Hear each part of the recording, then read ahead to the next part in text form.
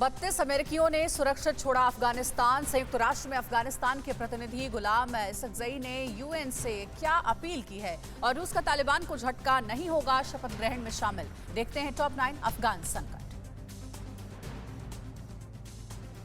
White house ने कहा है कि उसके 32 अमेरिकी नागरिकों ने शुक्रवार को वाशिंगटन के समर्थन से अफगानिस्तान छोड़ दिया। 19 अमेरिकी नागरिक कतर एयरवेज की उड़ान में सवार थे। राष्ट्रीय सुरक्षा परिषद की प्रवक्ता एमिली हॉर्न ने ये जानकारी दी और इसके लिए कतर का आभार व्यक्त किया।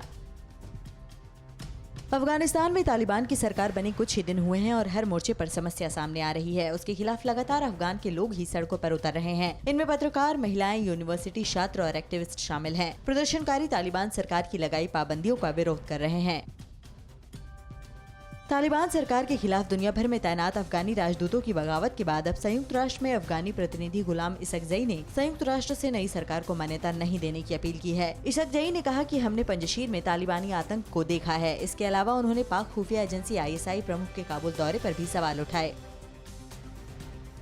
रूस तालिबान सरकार के उद्घाटन समारोह में हिस्सा नहीं लेगा। क्रेमलिन में रूस के राष्ट्रपति ऑफिस ने ये जानकारी दी। इससे पहले रूस के ऊपरी सदन के प्रवक्ता ने कहा था कि रूस के राजदूत स्तर के अधिकारी तालिबान सरकार की शपथ ग्रहण समारोह में हिस्सा लेंगे।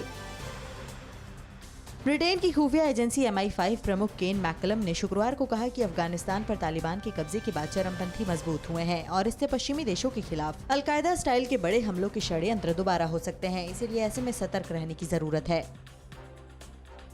अफगानिस्तान में नए तालिबान शासन को लेकर सऊदी अरब ने कहा है कि उसे उम्मीद है कि एक कार्यवाहक सरकार युद्धग्रस्त राष्ट्र को स्थिरता हासिल करने और हिंसा और उग्रवाद पर काबू पाने में मदद करेगी। सऊदी अरब बाहरी हस्तक्षेप से दूर अपने देश के भविष्य के बारे में अफगान लोगों के विकल्पों का समर्थन करेगा।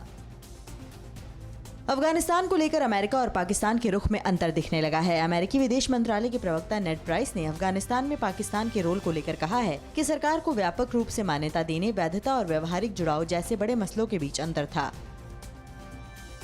पाकिस्तान ने सीधे तौर पर अफगानिस्तान में तालिबानियों की सत्ता में दखल देना शुरू कर दिया है। इससे पूरी दुनिया में अफगानिस्तान की जमीन पर आतंकवादियों को बढ़ावा मिलेगा। इसके बाद रूस, अमेरिका और ब्रिटेन की सुरक्षा और खुफिया एजेंसियां सतर्क हो गई हैं।